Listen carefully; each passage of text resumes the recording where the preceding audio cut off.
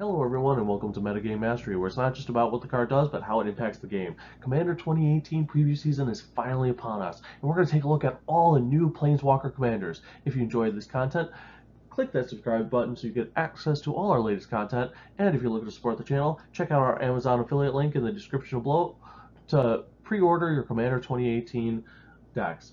Without further ado, big time, go time, let's go. Saheeli the Gifted is 4 CMC, 2 colorless, blue-red for a legendary planeswalker with a starting loyalty of 4. She has a +1 ability, create a 1/1 colorless servo artifact creature token. She has another +1 ability. The next spell you cast this turn costs 1 colorless less to cast for each artifact you control as you cast it. And her -7 ability, for each artifact you control, create a token that's a copy of it. Those tokens gain haste. Exile those tokens at the beginning of the next end step. So this is obviously the artifact commander, and she looks amazing. Not only does she generate tokens to protect herself, but that ability to reduce the cost of the next spell you cast is incredible mana ramp. Yes, it's contingent on board state, but if you've ever played an artifact deck, Cheerios or the like, you're just going to flood the board with artifacts anyways. And her -7 ability is an absolute finisher. Amanatu the Fate Shifter is 3 CMC in the Esper colors, which are white, blue, and black, for a legendary planeswalker with a starting loyalty of 3. Her +1 ability is draw a card, then put a card from your hand on top of your library. Her -1 ability, exile another target permanent you own, then return it to the battlefield under your control. And her -6 ability is choose left or right. Each player gains control of all non-land permanents other than Amanatu the Fate Shifter, controlled by the next player in the chosen direction. So this is going to be a funny commander to play with. She's got a mini brainstorm that allows you to stack your deck as her first ability. Her second ability allows you to flicker, and her ultimate is pretty interesting, allowing you to completely mix up the board state based off of whoever's in the best position of the game. Astrid the Mask is 4 CMC and banned. 1 colorless, green, white, blue, for a legendary planeswalker with a starting loyalty of 3. She has a +2 ability, untap each enchanted permanent you control. Her -1 ability, create a white aura enchantment token named Mask attached to another target permanent. The token has enchant permanent and totem armor. And -7, put the top 7 cards of your library into your graveyard. Return all non-aura enchantment cards from your graveyard to the battlefield, then do the same with aura cards. So I like how this is designed. First, the +2 with the right cards on the board is incredible mana ramp, allowing you to untap mana dorks, mana rocks, and most importantly, enchanted lands. You can really stack up the enchantments on those lands and get massive boost to your mana production. Her -1 is great for protecting cards that you have enchanted or get bonuses from being enchanted, giving them totem armor so that they have more survivability and you're less likely to suffer the card disadvantage of being 2 for 1. And then her -7 is worded so carefully, allowing you to bring back into play enchantments so that you have permanents on the board so that you can attach the auras to them. She's going to play very well with Theros enchantment creatures. Lord Windgrace is 5 CMC, 2 colorless, black, red, green, for a legendary planeswalker with a starting loyalty of 5. His +2 ability says you could discard a card, draw a card. If a land card was discarded this way, draw an additional card. His -3 ability is return up to 2 land cards from your graveyard to the battlefield, and then his -11 ability is destroy up to 6 target non-land permanents. Then put 6 2/2 green cat warrior creature tokens with forest walk onto the battlefield. So this guy's sick. He's got a repeatable source of card advantage. And on top of that, he allows you to ramp by putting those lands that you shuffled into your graveyard back into play. Also going to play very well with sack lands, action lands. Most notably, Strip Mine is one of my personal favorites. But he also plays well with cards like Myriad Landscape, Fetch Lands, etc. And then his -11 is just mean. It's sort of a super decimate that populates the board. Am I the only one who wants to call this guy Geodude? It's Geode Golem. 5 colorless mana for a 5/3 artifact creature golem with trample. Whenever he deals combat damage to a player, you may cast a commander from your command zone without paying its mana cost, but you still pay any additional cost, i.e.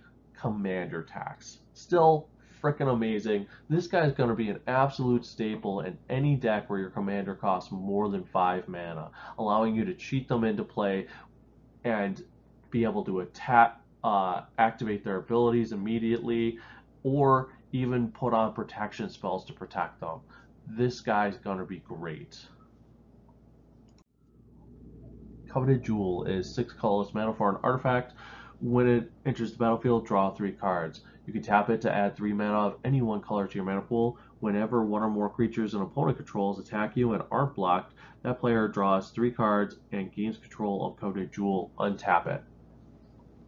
So this is kind of interesting for the fact that they don't have to deal damage to you. If you have anything that prevents damage, reduces attack, then they still are able to steal this sort of super monarchy stapled onto a Gilded Lotus. Treasure Nabber is 3 CMC, 2 colorless, and a red for a 3/2 Goblin Rogue. Whenever an opponent taps an artifact for mana, you gain control of that artifact until the end of your next turn. That's just freaking sweet.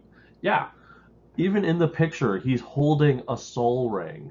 I'm all for stealing everyone's soul rings. This guy's great. Forge of Heroes is a land that taps for a colorless mana, or you can tap it, choose target commander that enters the battlefield this turn. Put a +1/+1 counter on it if it's creature, or a loyalty counter on it if it's commander. That's amazing.